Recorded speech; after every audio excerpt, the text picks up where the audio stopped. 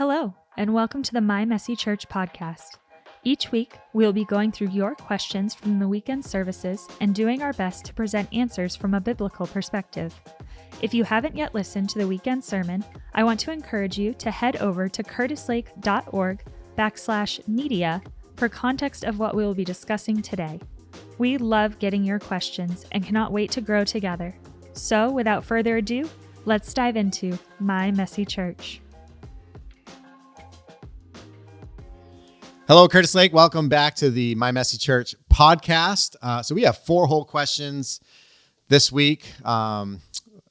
First one is, what does being faithful and success look like?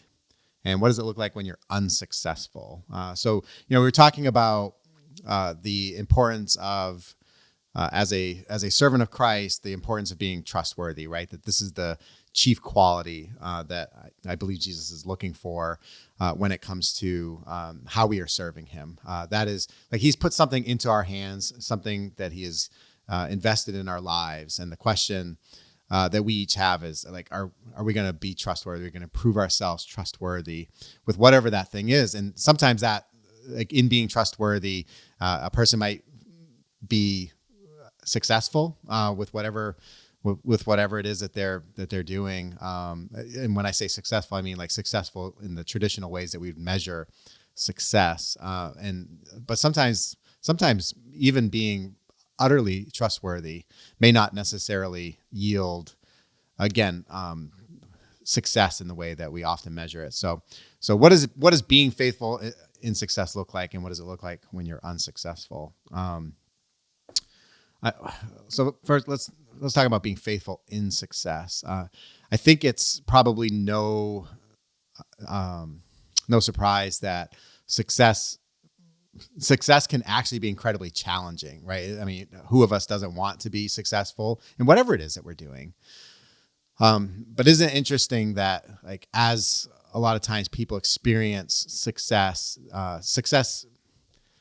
it often, maybe even almost always, it changes people, right? And the degree to which a person is successful can oftentimes have a commensurate amount of change that person's going to experience, especially if that success comes fast. I think probably one of the worst or most challenging things that a person can experience is, like, really, really fast success, where, like, that success comes before they have been, they've grown things internally to accommodate that success, to handle that success. A simple illustration would be, and not that this is success, but somebody wins the lottery, all of a sudden they come into tens of millions of dollars, but all prior to that, they only managed, kind of hand to fist sort of financial management, paycheck to paycheck, if that, and then all of a sudden they're given all this money.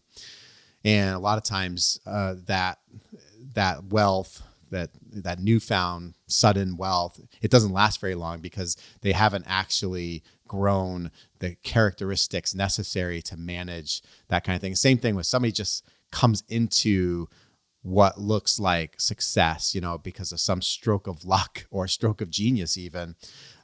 Success has a tendency to change us. And so when we do find ourselves being successful, like, what does faithfulness look like?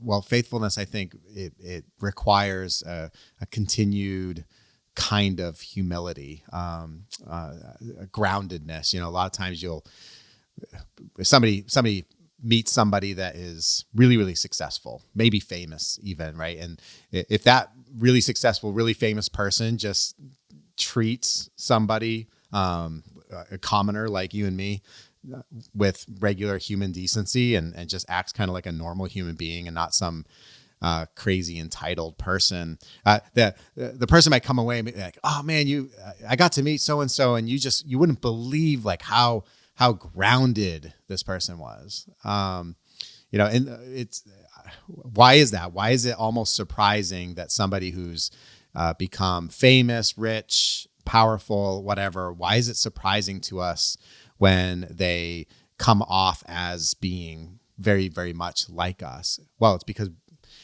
that's probably not the normal experience. People that have experienced incredible degrees of success, oftentimes they change, right? And they whether they started that track, and we're back in the day, we're very humble, we're very attached to their roots, the things that grounded them. If they get separated from that, that can be very, very problematic. I think another thing that we have to keep in mind when it comes to experiencing success is to make sure that we have accountability in our lives. It's so easy when you can afford to be, or because the press on you is just it's always glowing, right? And there's just nothing but applause and praise for everything that you've done. It's very easy to kind of detach yourself from some of the most important people in your life, and that is the people that will hold you accountable, the people that'll make sure that you do remember, in fact, where you came from, and what are the most important things about living as a human being in this world. And so we need people around us who aren't afraid to speak up when necessary. So accountability is a very important part. Now, what about faithfulness in when we're unsuccessful? So, like I said, just because we're faithful, just because we're trustworthy, doesn't necessarily mean that the outcome of whatever it is that we're called into, or whatever it is that we're putting our hands to, it doesn't mean that it's necessarily going to yield the results that we would love for it to yield. And so when we find ourselves in such a situation, I think it's important that we remain trustworthy, right? Like if trustworthiness is the thing by which we are ultimately going to be measured, which is, I think, part of the point that I was trying to make, when we stand before Jesus and give an account for our lives, like he's not going to add it all up, right? He's not going to sum the totals and determine, whether or not whether we made it, right? Again, he's not going to measure our success the way we tend to measure success. And you think about it, even the parable that he told about the talents, the bags of gold, how each of three servants was given a portion to manage, to steward, while the master went away. And when the master came back, you had one that produced, in the example that Jesus gives, basically doubled what he had been entrusted with. And so did the second one. The second was given less in terms of value, but that person also doubled. And both of those people were given exactly the same commendation from Christ. And it was only the third one who, yes, while he was given less to work with, he did nothing with it. He had nothing to offer. And so he had no commendation from Christ or from the master in the story. And so I think it is with us when we stand before Jesus. It's not going to be about the net of all that we did. It's going to be the simple question: Were you a trustworthy servant? Like, did you take what I had given you and used it, managed it, stewarded it in a way that was honoring to me, right? That's really going to be kind of the big question. So specifically when we are, maybe unsuccessful in, let's just say we have, a desire to do something, or we find ourselves in the middle of something. It just doesn't really seem to be going anywhere. What do you do with that? Does being trustworthy in that mean you have to stick it out no matter what?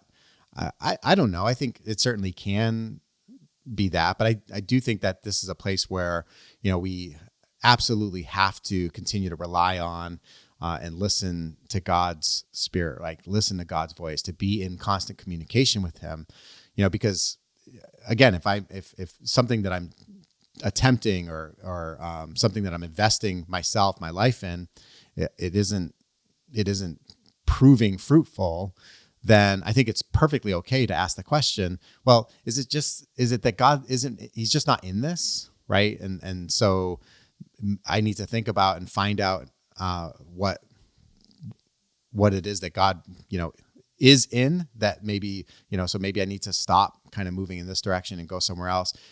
So is it that, or is this just something that's, that while it might look like it's unsuccessful, the fact that I'm remaining trustworthy in it is going to allow for some kind of work, some kind of internal work to be done inside of me that I need to be done.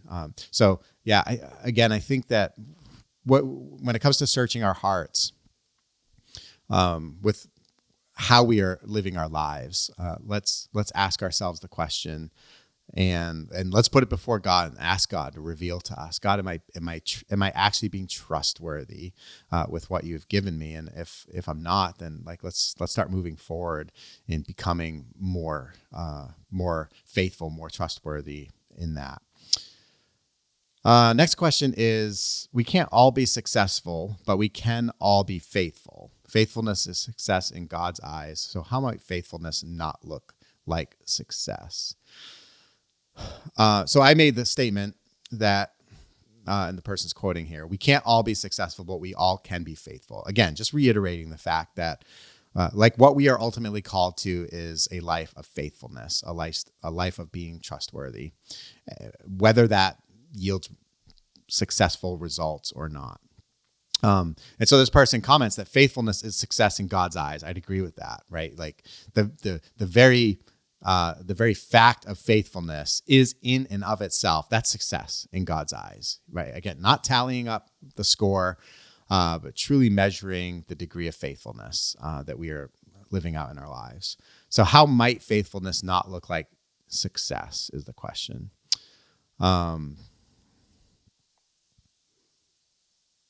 This is tough because people often don't measure success by faithfulness, right? That's for you and me.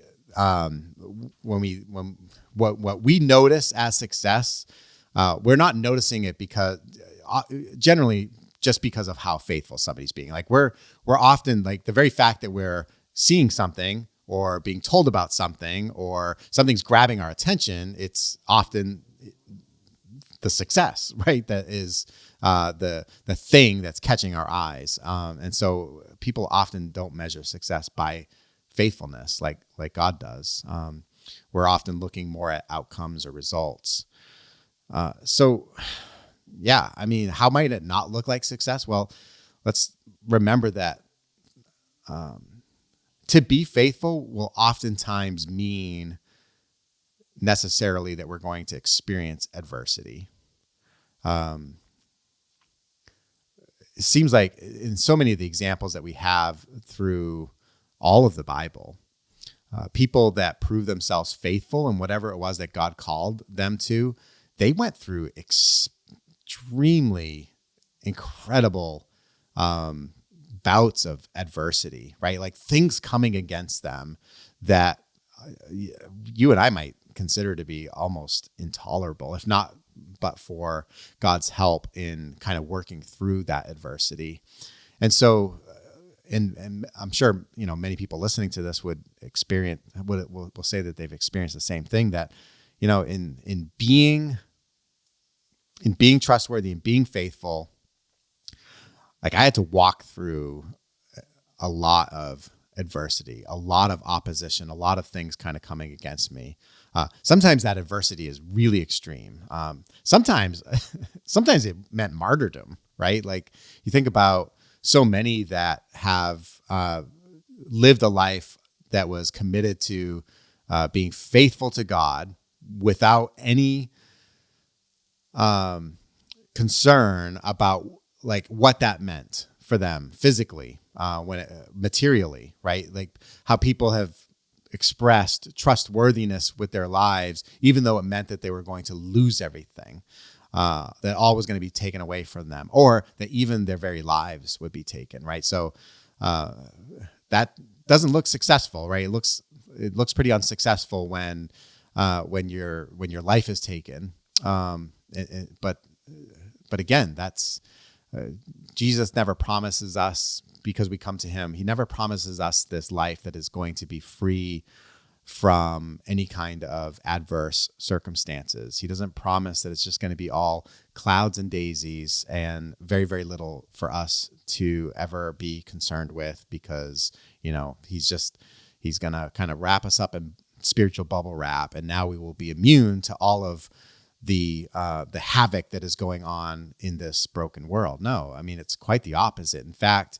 the more attuned you become to what God is doing or what God wants to do in your own life, and more attuned with how the world is in its present condition, I think the more adverse you're going to find your circumstances to be. You're going to, hopefully, like as a Christian, we are going to find ourselves following the example of Christ and moving toward trouble rather than running away from it, right? Like, I think that's a good indication of a person that's growing spiritually and growing closer to Christ is you think about how Jesus, like, he left heaven, right, and took on human flesh and jumped into the middle of our mess.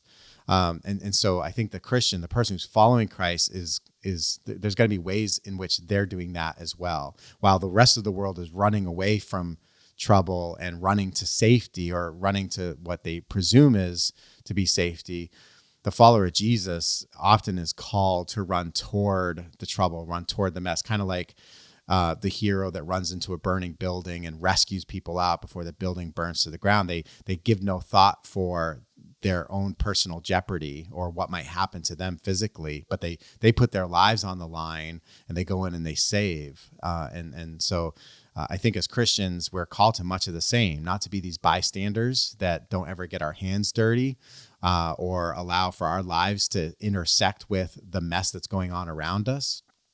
Again, obviously Jesus demonstrated this for us in things like the incarnation and in the cross, but even just the way he was, the fact that he was willing to go into an area where lepers were, right? And lepers were considered to be unclean and untouchable, people that just by virtue of being near them would make you unclean, or and Jesus, like, he not only approached such people, he not only gave them an audience, he was willing even to physically touch them, which had to have been incredibly meaningful. And so a willingness to allow our lives to persevere through adversity, I think is a mark of that faithfulness to God, regardless of the outcome. And then I think also that, like, faithfulness in areas where it might not look like success is just like an unwillingness to compromise, right? An unwillingness to, like, cheat to get ahead, or to take a shortcut to get to the intended destination while circumventing all of the trouble. Again, we want to avoid adversity, right? Like, none of us is dying to jump into really, really difficult and challenging circumstances most of the time, because most of us aren't, in fact, heroes. But being faithful means it's like, okay, well, when presented with the choice between taking this shortcut to get there, which will get me there faster, which I could then justify is a really good reason to take the shortcut, that is contrary to being faithful, right? Faithfulness might require the long way around. It might require that we maintain our integrity in kind of doing the right thing. And while it may require more cost, more effort, like, that's the way we're going to get to the intended destination. All right. Third question is there a difference between making good judgments and having good discernment? I'd say, to me, like, I hear something like that, like, those kind of sound like the same thing to me, making good judgments and having good discernment. So let me just talk a little bit about judgment and discernment, because I had made the statement, right? Like, what Paul was instructing the Corinthian church in was to not make any final verdicts when it came to matters of eternal significance. So, for instance, when it came to the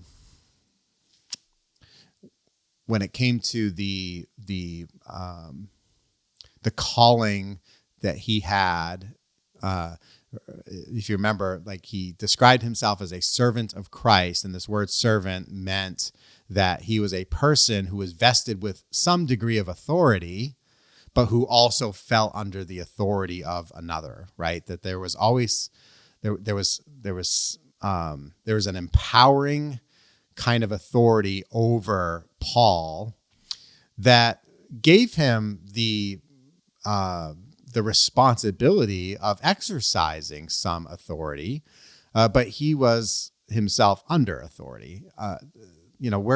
If you're a Christian parent, right, you kind of know what this is like in your house. It's okay. Well, as the parents of children, my wife and I, we have authority over our children. Well, not anymore because now they're all over 18, but two of them do still live in our house. So I guess we have some authority. Anyway, so as parents, we have authority, but if we're good Christian parents, or trying to be good Christian parents, then we also recognize that we have an authority over us, right? That hopefully we don't manage our household in such a way that like we're this authoritarian regime and it's my way or the highway kind of thing, creating these very, very unhealthy or unstable environments. But there's a kind of humility that comes with understanding that while in a sense my word might be final, my word is not always final. Like I always need to have an openness to the fact that I might screw up as a dad. My wife might screw up as a mom. We might not handle a situation in the very best way. There's probably 1,000 different examples you could think of when our parenting doesn't quite hit the mark. And so understanding what it means to be parents means, all right, I've been vested with authority, right? My children are a gift from the Lord. And so my authority over them is it's a responsibility. And part of that responsibility means like trying to do my best to parent my children in a way that honors the authority over me, which is Christ. So anyway, yeah, like as parents, we kind of experience that. Paul as a person who was given a gift of apostleship, who went around starting these various works, right, of bringing the gospel of Jesus into areas that had not yet known the gospel. Paul had a job that he was entrusted with, right? A job that he was called to be trustworthy with, no matter what the outcome. So if it meant that he was going to suffer physical peril, right, that he was going to be attacked, that he was going to be treated violently, which we know he was from time to time, that to be faithful in that calling meant a willingness to undergo that adversity. If it meant that he was going to upset the crowds, that he was going to create a stir within the city that he was proclaiming the gospel in, well, he had to be willing to be bold and strong in his proclamation of the gospel and not compromise it, right? While it's always the job of the person who is sharing the gospel to do their very best to connect with and make accessible this good news. And Paul, I think he was a master at that. Jesus, our prime example, he was, of course, a master with that. Like Jesus had a way of teaching people and connecting with them right where they were, right? His words resonated with for so many with the experiences of their lives. But never was there this, well, I'm going to try to make the message more palatable. I'm going to, in a negative sense, like I'm going to kind of soften the edges of it in a way that doesn't just actually soften the edges, but actually changes the content of the message or the content of the truth right? That would be so that more people, will like it. That would be that would be problematic. And so, yeah. What was the question? Oh, making good judgments, having good discernment. Wow, I feel like I lost it on that one. Anyway, so making good judgments. The people were told not to judge Paul, and that ultimately, whatever they thought of Paul, maybe it's wrong to say they were challenged not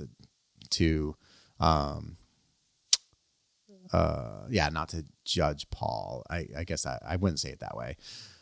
What Paul was saying was the conclusion that they may have come to as a church regarding Paul and his ministry did not mean anything to what Christ was going to ultimately assess Paul and his ministry, right? Like, Jesus didn't need to rely on a 360-degree evaluation form, right, that everybody in the church filled out asking, all right, well, how would you rank Paul in, and there's, some character quality or something. And then all that stuff is kind of put together. And then Jesus looks at it and uses that data to come to a conclusion about Paul. No, like, Jesus is the one who Paul describes as able to reveal that which is in secret and bring it out into the open. He's able to reveal what is hidden in the heart that nobody else knows about. And so Jesus is able to make perfect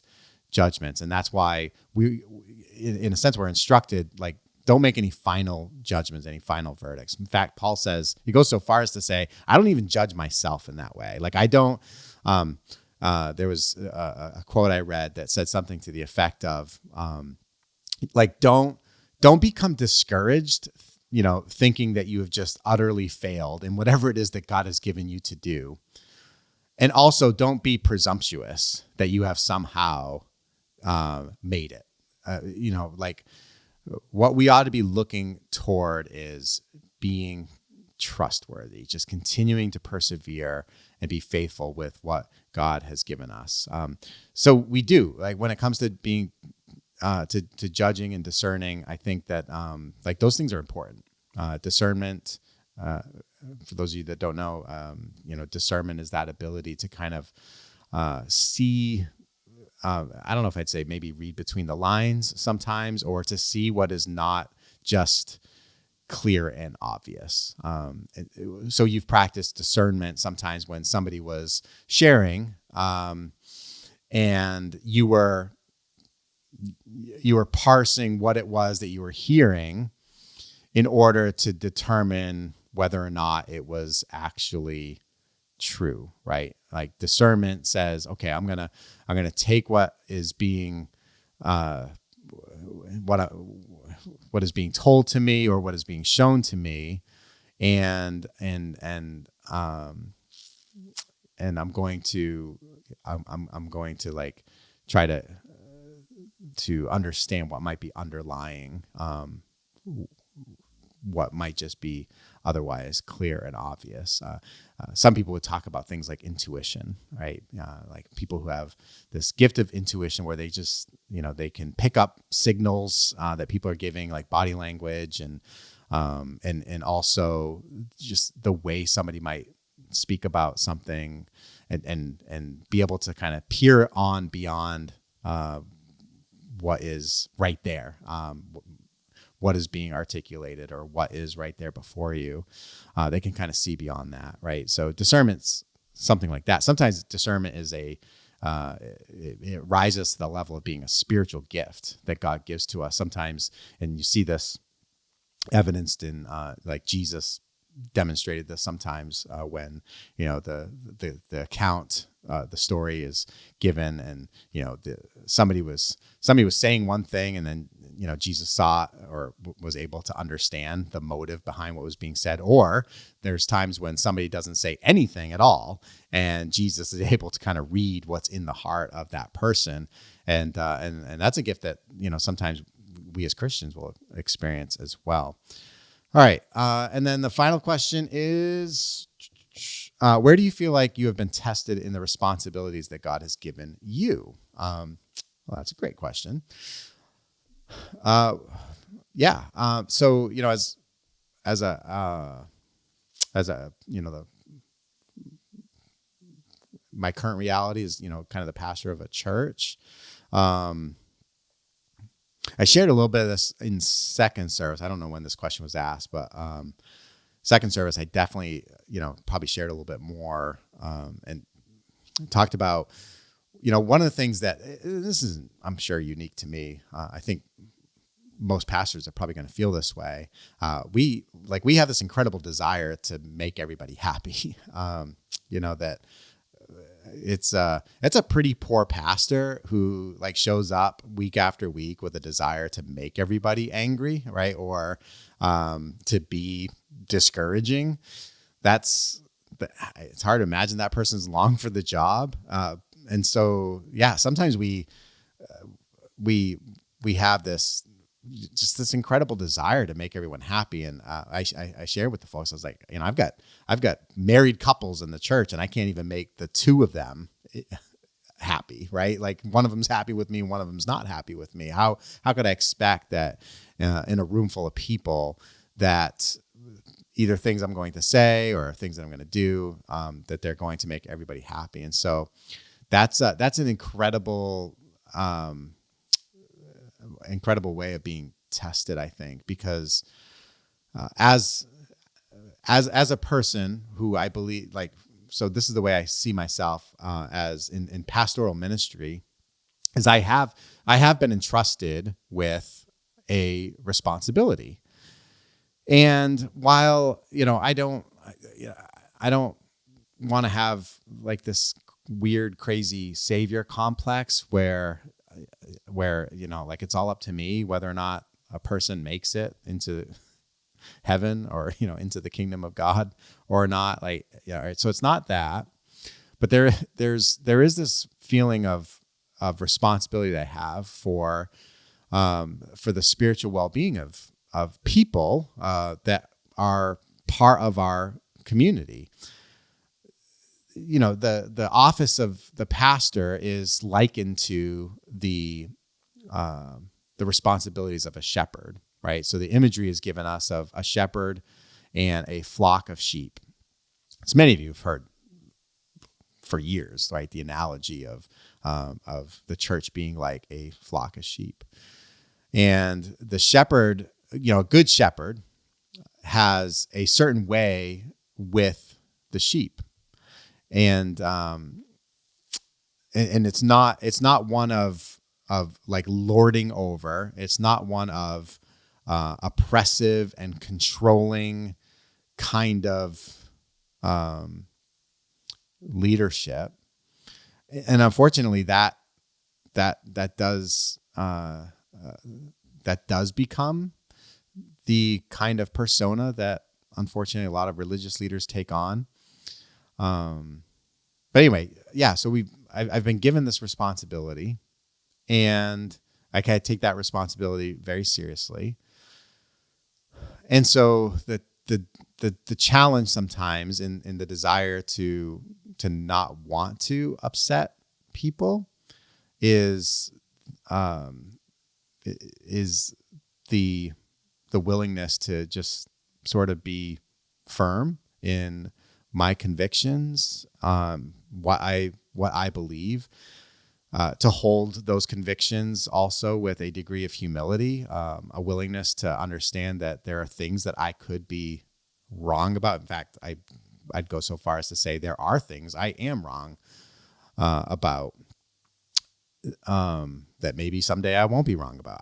But that I need to be a person of conviction and a person that's willing to sometimes say things that might be a little hard, hopefully say them in the right spirit, and to say them with love, to say them in such a way that they are firm, but they again, kind of using the analogy of but they have soft edges, right? They're not just, I don't show up on Sunday mornings hoping to do a bunch of mic drops or anything like that. I don't need that kind of kind of praise or that kind of reputation. Like that's not the goal, right? The goal is it's growth, it's transformation, it's a building up of the church, it's a building up of people, it's speaking life into people. But in the I mean, you could ultimately probably have a kind of ministry that is very superficial, because it doesn't challenge the hard things, right? I won't say any names, but I mean, there are certainly people on television that have massive ministries with, huge churches that they pastor and services that get televised and broadcast to probably millions of people, and who sometimes may have created such an incredibly sized crowd because everything is just very superficial, and nobody is being upset. So the desire to make everyone happy is a challenge. I think that the other thing would be, I've talked about this before, and this probably is not unlike anybody that's doing something that can be hard, and that is fighting the desire to give up, right? Those of you that have a job that's difficult, I mean, that's what does it mean to be tested in those responsibilities? It's like, I don't want to do this anymore. You could say there are other things that I could do that would be far easier, maybe even things that might fit my skill set better. Like there are probably things that I could do better than pastoring a church, and so and certainly there are things that I could do that would be far easier. And so that's, I mean, if I were perfectly honest, I think that's always a test. Is it a test that I'm going to, make it through to the end? Who knows, right? Only time will tell. But that's, there's, fortunately for me, at least at this present time, like I have such a deep compulsion to kind of do what I do, right? Like I have a deep desire to see God work and move in a church community, and to the extent that He has given me the opportunity to be a part of that work in the particular office that I hold. I'm very, very grateful and thankful for that. I see it as an incredible privilege, but also incredible responsibility. But, it doesn't necessarily mean that there aren't times where it's just like, oh man, I really rather do something else. So those are the couple things I'd say would be a pretty good test. Probably not too different from what many of you experience as well. So, all right, well, that's it. Those are the 4 questions we had. And I literally mean 4 questions. I did not delete any or remove any. We haven't had to do that yet. So thank you so much for tuning in, and we'll see you again next week.